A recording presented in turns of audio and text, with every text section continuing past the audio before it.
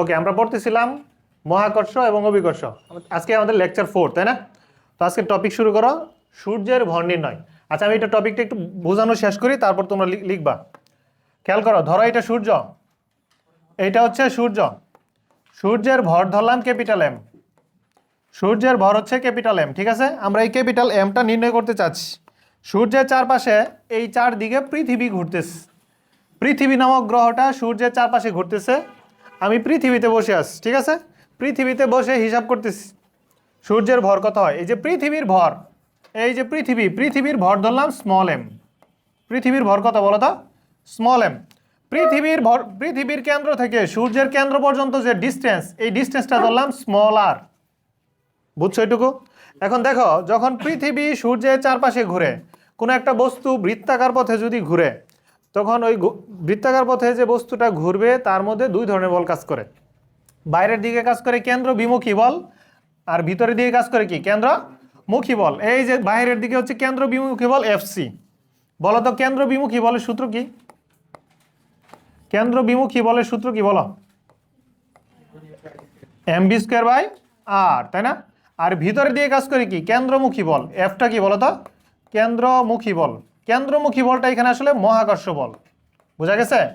ভিতরের দিকে মহাকর্ষ বল কাজ করতেছে না? সূর্য পৃথিবীকে কোন বল দিয়ে টানে? কেন্দ্রমুখী বা মহাকর্ষ বল দিয়ে টানে। সূর্য পৃথিবীকে আকর্ষণ করে মহাকর্ষ বল দিয়ে, ঠিক আছে? এখন একটা বস্তু যখন বৃত্তাকার পথে ঘুরে, ঠিকঠাকভাবে ঘোরার শর্ত হচ্ছে কেন্দ্র বিমুখী বল আর কেন্দ্রমুখী বল কি হবে? সমান হবে। বোঝা গেছে? যদি পৃথিবীর কেন্দ্র বিমুখী বল বেশি হয়, কেন্দ্র বিমুখী বল যদি বেশি হয়, তাহলে এটা কি ঘুরে ঘুরে এই দিকে আসা শুরু করবে। আর যদি কেন্দ্রমুখী বল বেশি হয়, তাহলে এটা ঘুরে ঘুরে কি কেন্দ্রের দিকে যাওয়া শুরু করবে, তাই না? বুঝছো এটুকু? বাইরের বল বেশি হলে ঘুরে ঘুরে বাইরে চলে আসবে, ভিতরের বল বেশি হলে ঘুরে ঘুরে ভিতরে যাবে। আর ঠিকঠাকভাবে ঘোরার শর্ত হচ্ছে দুইটা কি থাকবে? সমান হবে। তার মানে এখানে আমি লিখতেই পারি যে এখানে এখানে লিখো, এখানে কেন্দ্রমুখী বল সমান কেন্দ্র বিমুখী বল, তাই না? মানে এফ ইকুয়াল কি বলো তো? এফসি। বোঝা গেছে? এফ হচ্ছে কি? মহাকর্ষ বল বা কেন্দ্রমুখী বল। এফ এর সূত্র হচ্ছে G m1 m2 কি বলো তো? r²। আর কেন্দ্র বিমুখী বল কি? mv²/r। কেউ কিছু লেখার দরকার নাই, আমি বোঝানো শেষ করি তারপর লিখো। এইটুকু কি বুঝছো? কেন্দ্রমুখী আর কেন্দ্র বিমুখী। আমি কি বের করতে যাচ্ছি বলো তো? ভাবো, আমরা কি বের করতেছি? সূর্যের ভর, মানে ক্যাপিটাল এম বের করতেছি। আমরা বের করতে যাচ্ছি ক্যাপিটাল এম, সূর্যের ভর। তাহলে দেখো, এই যে স্মল এম পৃথিবীর ভর, এটা কেটে দিলাম। ব্যাসার্ধ একটা একটা কেটে দেই, তাহলে একটা ব্যাসার্ধ থাকবে। ব্যাসার্ধ একটা কেটে দিলে কি একটা থাকবে না? এখন দেখো, আমরা চাচ্ছি ক্যাপিটাল এম এটা বের করতে। এরপরের লাইন একটু খেয়াল করো, এখানে থাকবে তাহলে Gm/r ইকুয়াল কি বলো তো? v²। Gm/r ইকুয়াল কি? v²। এখানে আমরা নিউটনীয় বলবিদ্যায় পড়ে আসছিলাম ভি ইকুয়াল আর ওমেগা, মনে আছে? ভি ইকুয়াল আর ওমেগা। ওমেগা কি ছিল বলো তো? কৌণিক বেগ। ওমেগা কি ছিল? ভি ছিল রৈখিক বেগ, আর কি ব্যাসার্ধ। এই ওমেগাটা হচ্ছে কি? কৌণিক বেগ। ওমেগা হচ্ছে কৌণিক বেগ। কৌণিক বেগের সূত্র কি বলো তো? কৌণিক বেগের সূত্র মনে আছে কারো? Omega equal 2π/t। Omega equal 2π/t। টি কি ছিল বলো তো? পর্যায়কাল। টি ছিল পর্যায়কাল। আমি চাচ্ছি এই মানটা বসাইতে, তাহলে দেখো এটা রিপ্লেস করি। এই যে Gm/r ইকুয়াল ভি এর জায়গায় যদি আর ওমেগা বসাই, তাহলে কি হবে? r²ওমেগা², তাই না? ভি এর জায়গায় কি হবে? r²ওমেগা²। আবার ওমেগা ইকুয়াল তুমি কি শিখছো? ওমেগা সমান শিখছো 2π/t। ওমেগা সমান হচ্ছে 2π/t, তাই না? ওমেগা সমান 2π/t। এরপরের লাইন লিখো, বা এই যে দেখো, ওমেগা সমান যদি 2π/t হয়, তাহলে Gm/r ইকুয়াল কি থাকবে? Gm/r ইকুয়াল এখানে r² ইন্টু ওমেগা সমান যদি 2π/t হয়, তাহলে উপরে কত থাকবে? 4π²/t²। 4π²/t²। বোঝা গেছে এটুকু? আমরা কি বের করতে চাচ্ছি জানো? আমরা এম বের করতে চাচ্ছি, তাই না? আমরা চাচ্ছি এখান থেকে এমটা বের করে নিয়ে আসছি। তাহলে এবার দেখো এম বের করব, প্রায় হয়ে গেছে। এবার দেখো আমরা এম বের করব। আর গুণ করি G M T square equal কি বলো তো 4π² আর কিউব, তাই না? 4π² কি থাকবে আর কিউব। তাহলে ফাইনালি এম সমান কি বলো, এম সমান হচ্ছে 4π² আর কিউব বাই কি বলো তো GT square, 4π² R cube by GT square. এখন আমাকে একটু বলো আমাদের সূর্যের ভর বের করতে তাহলে কি কি লাগবে? এই যে এটা হচ্ছে সূর্যের ভরের ফর্মুলা, তাহলে সূর্যের ভর বের করতে কি কি লাগে বলো? হ্যাঁ 4π তো কনস্ট্যান্ট, 4π কি কনস্ট্যান্ট। সূর্যের ভর বের করতে গেলে আর লাগবে, আর হচ্ছে পৃথিবী থেকে সূর্যের দূরত্ব, এটা হচ্ছে 15 কোটি কিলোমিটার, জানি না আমরা? পৃথিবী থেকে সূর্যের দূরত্ব হচ্ছে 15 কোটি কিলোমিটার। আচ্ছা এখানে জি কি মহাকর্ষীয় ধ্রুবক, জি এর মান কত 6.673 × 10⁻11 newton metre square per kg square. T কি বলতো, টি পর্যায়কাল, কার পর্যায়কাল? পৃথিবীর পর্যায়কাল। কেন্দ্রমুখী কেন্দ্র বিমুখী বল কার উপর আছে? পৃথিবীর উপর, তাই টি নিতে হবে পৃথিবীর পর্যায়কাল। পৃথিবীর পর্যায়কাল 365 দিন, এটাকে আমরা সেকেন্ডে নিব, তাহলে একদিনে 24 ঘন্টা, 1 ঘন্টায় কত সেকেন্ড? 3600 সেকেন্ড। বুঝছো এটুকু? এই মানগুলা বসে আমরা সূর্যের ভর বের করতে পারবো, ঠিক আছে? এই পুরাটা তুলবা খাতায়, তোলার পর আমাকে সূর্যের ভরটা বের করে দেখাও।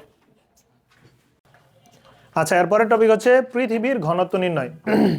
দেখো ঘনত্ব আমরা জানি, ঘনত্বের সূত্র হচ্ছে রো ইকুয়াল m/v, তাই না? সবাই একটু মনোযোগ দিয়ে বুঝো। আমরা জানি ঘনত্ব হচ্ছে রো ইকুয়াল m/v, এম হচ্ছে পৃথিবীর ভর আর ভি কি বলতো আয়তন। তাহলে দেখো আমরা কিন্তু অলরেডি জানি জি ইকুয়াল gm/r², অভিকর্ষ ত্বরণ জি ইকুয়াল gm/r²। তাহলে এরকম লেখা যায় না যে gr² সমান কি বলতো gm। তাহলে ফাইনালি এম সমান কি বলো? এম সমান হচ্ছে gr² জি, বুঝা গেছে? এটা হচ্ছে এম এর মান। তাহলে দেখো এম এর মানকে আমি রিপ্লেস করলাম gr² জি, এটা হচ্ছে এম এর মান, ঠিক আছে?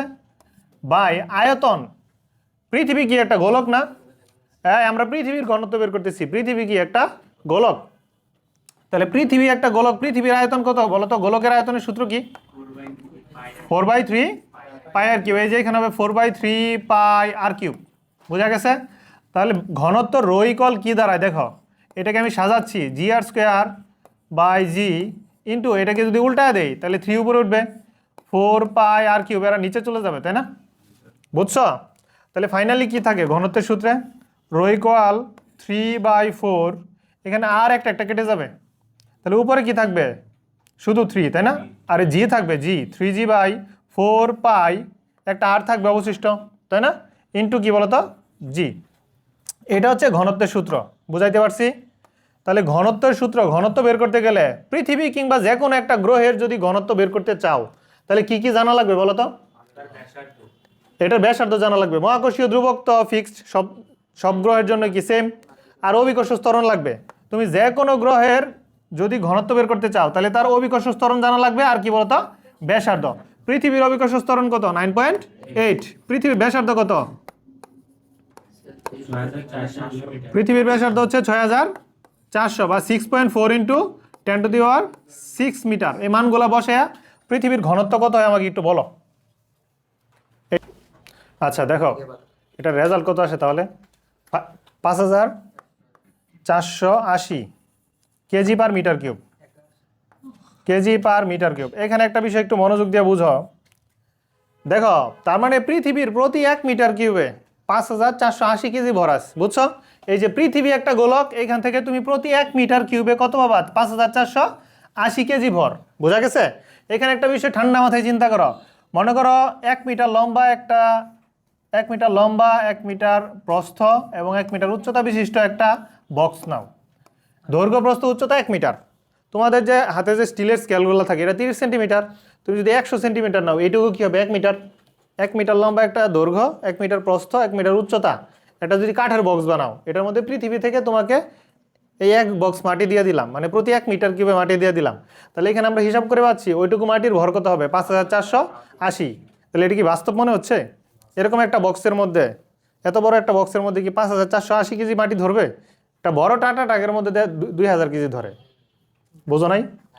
তার মানে যে ঘনত্বটা বের করছি এটা আসলে পৃথিবীর উপরিতলে মাটির না, এটা আসলে গড় ঘনত্ব। এটা কি সম্পূর্ণ পৃথিবীর গড়। তার মানে পৃথিবীর উপরিতলে পৃষ্ঠের কাছাকাছি এখানে মাটি থাকে, পানি থাকে, এই চারপাশে এইদিকে পৃথিবীর ঘনত্ব কম। যতই নিচে যাওয়া যায় ঘনত্ব কি হয়? বেশি হয়। পৃথিবীর যত নিচে যাবা, যত আর একটু নিচে যাবা ঘনত্ব বাড়বে। নিচে শিলা থাকবে, তাই না? আগ্নেয়গিরি লাভা থাকে, আরও ভিতরে যাবা এরকম মাইন থাকে, তাই না?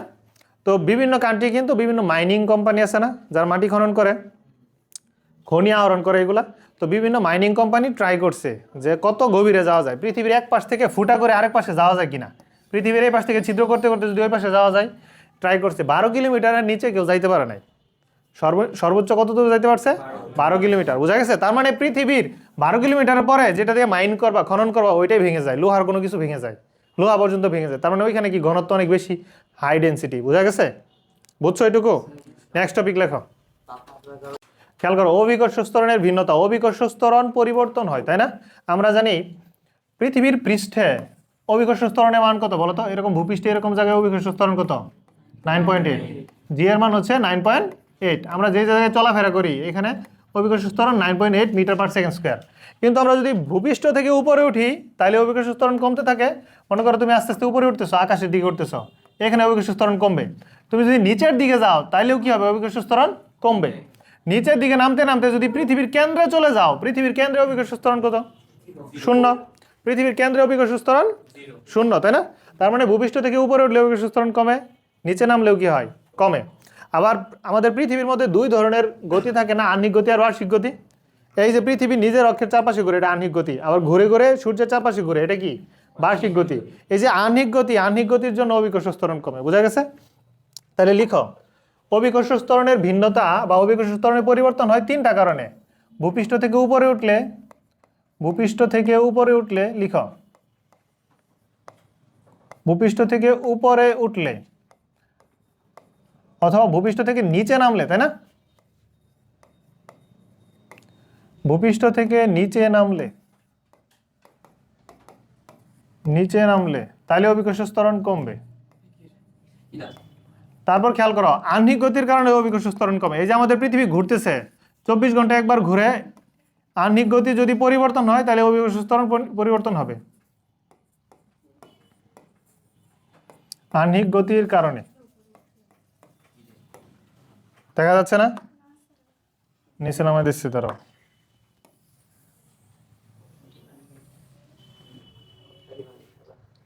এই যে দেখা যায়। ওকে, দেখো এই 3টা টপিক থেকে অভিকর্ষ স্তরণের মান আমরা আলাদা আলাদা করে প্রমাণ শিখবো। তো এখানে প্রথম যে টপিক, এটা নতুন করে লিখো, ভূপৃষ্ঠ থেকে এইচ উচ্চতায় অভিকর্ষ স্তরণ। ভূপৃষ্ঠ থেকে এইচ উচ্চতায় অভিকর্ষ স্তরণ, এটার জন্য আমরা একটা ফর্মুলা রেডি করব। ভূপৃষ্ঠ থেকে এইচ উচ্চতায় অভিকর্ষ স্তরণ,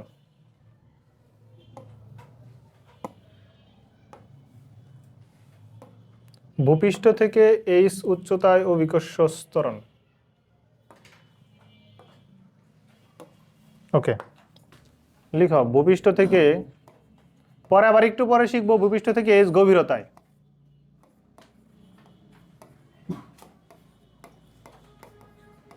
ভূপৃষ্ঠ থেকে এইচ উচ্চতায় অভিকর্ষ স্তরণ। আচ্ছা, এখানে একটু খেয়াল করো, পুরো টপিকটা আমি শেষ করবো, এরপর লেখা শুরু করবা। এইটা হচ্ছে আমাদের ভূপৃষ্ঠ, এই যে এটা হচ্ছে আমাদের ভূপৃষ্ঠ। এটা কি? ভূপৃষ্ঠ। ভূপৃষ্ঠ অভিকর্ষ স্তরণের মান কত বলো তো? ভূপৃষ্ঠ অভিকর্ষ স্তরণের ফর্মুলা G=gm/r²। এটা ধরলাম 1 নং সমীকরণ। এবার আমি ভূপৃষ্ঠ থেকে, এই যে এটা আমাদের পৃথিবীর ব্যাসার্ধ r আর এটা হচ্ছে h, তাই না? বোঝা গেছে? এবার আমি ভূপৃষ্ঠ থেকে এইচ উচ্চতায় এইখানে অভিকর্ষ স্তরণ বের করবো। প্রথমে ভূপৃষ্ঠে বের করছি, ফর্মুলা এটা। ভূপৃষ্ঠ থেকে এইচ উচ্চতায় এইখানে যে অভিকর্ষ স্তরণ, এটার নাম দিলাম আমরা GH। ঠিক আছে? তাহলে GH = কি হবে? gm বাই কি হবে বলো তো? r+h²। আমি যখন ভূপৃষ্ঠে থাকি তখন পৃথিবীর কেন্দ্র থেকে কত দূরে থাকি? r দূরত্বে। কিন্তু এবার যখন এইচ উচ্চতায় চলে গেছি তাহলে কত দূরত্বে আছি এবার আমরা? r+h, তাই না? তাহলে এখানে লিখবো r+h²। বুঝছো এটুকু? এটা ধরলাম 2 নং সমীকরণ। আচ্ছা, এখানে 2 নং সমীকরণ ধরলাম। আমি পুরো প্রমাণটা শেষ করি, পরে লিখো। দেখো, এবার আমরা এই 2টা সমীকরণ মিক্সচার করে আমরা নতুন একটা সমীকরণ বানাবো।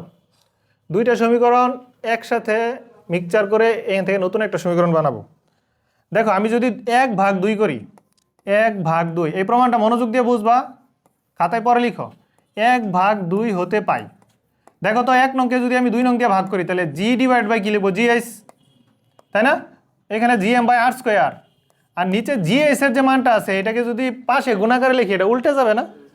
তাহলে এখানে কি হবে, R plus h whole square by কি বলো তো, জিএম।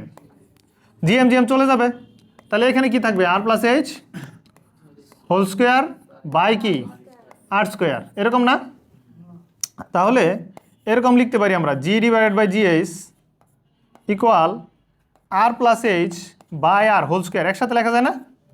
একসাথে লেখা যায়। মনে রাখবা যদি একটা হর থাকে একাধিক লব থাকে তাহলে একটা হরকে ভগ্নাংশে ভাগ ভাগ করে দেওয়া যায়, একটা হরকে ভাগ করে দেওয়া যায়। তার মানে এখানে আমরা আর কে, আর এর নিচে একবার আর লিখবো, প্লাস আর এর নিচে এইচ এর নিচে কি লিখবো বলো তো, আর হোল স্কোয়ার। বুঝাইতে পারছি? তাহলে ফাইনালি 1 প্লাস কি থাকে, h by r whole square. লেখা যায় না এরকম? বুঝছো? এবার আমরা এটাকে আমরা বিপরীতকরণ করব, খেয়াল করো। এবার এটাকে আমি হর এবং লবকে আমরা উল্টায় দিব। এই হরকে যদি উপরে তুলি জিএস আর লবকে যদি নিচে নিয়ে আসি জি, তাহলে এই মানটাও কি উল্টে যাবে, 1/, এই পুরো মানটা হবে না, 1/, কি হবে, 1/1 plus h by r whole square হবে। বোঝা গেছে? তো এইটাকে যদি উপরে তুলি তখন আবার এরকম হবে, 1 প্লাস এইচ বাই আর এর পাওয়ার কত হয়ে যাবে, -2। এই পাশে উল্টাইছি তাই এইটার পাওয়ারটাও কি হয়ে যাবে, উল্টে যাবে। বুঝছো এটুকু? সবাই বুঝছো? বোঝো নাই? পজ করো।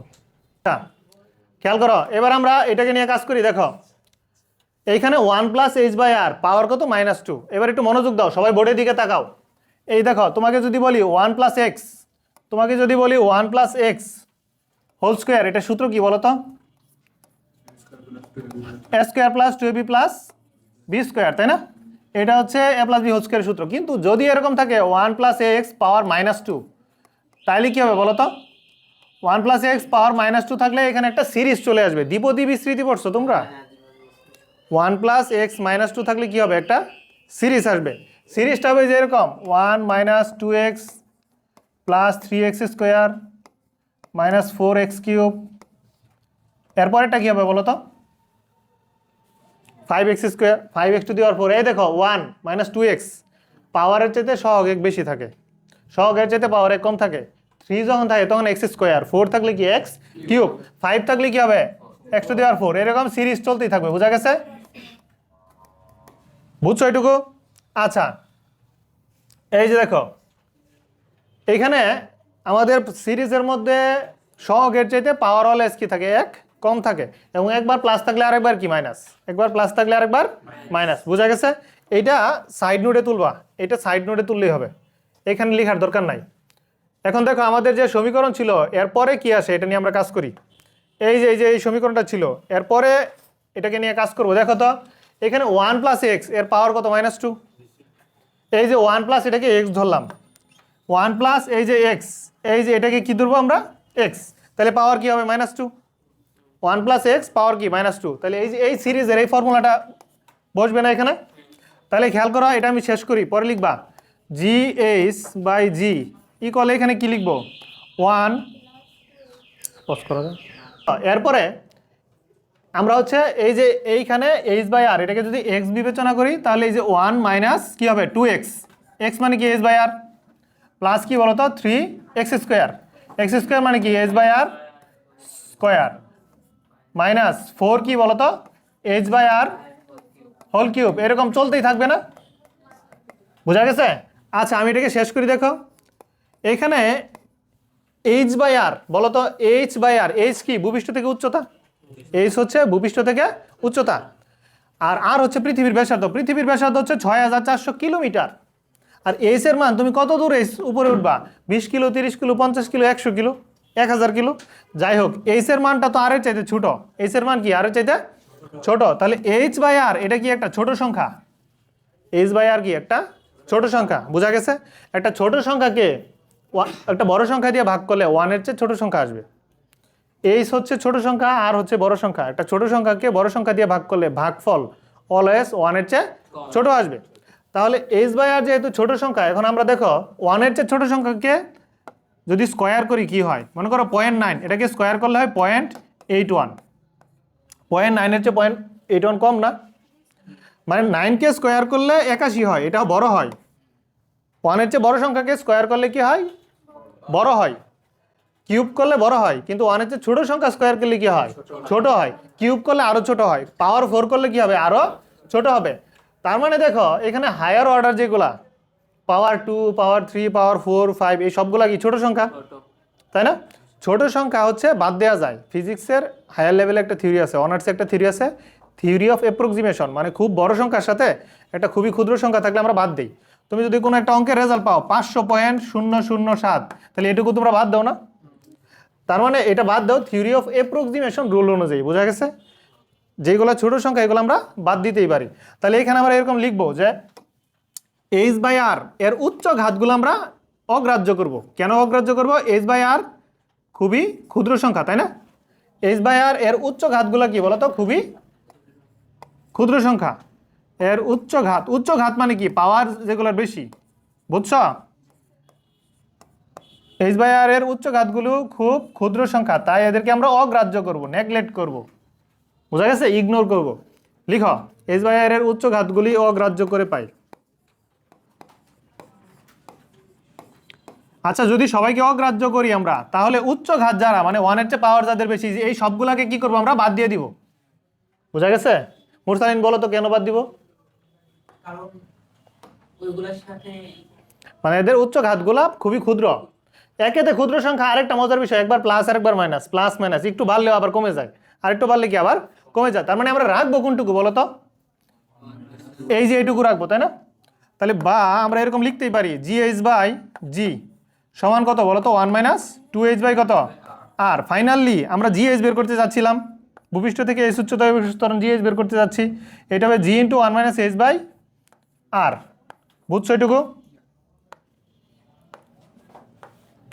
g × 1 - h/r, এই যে এইটুকু আমরা বের করতে যাচ্ছি।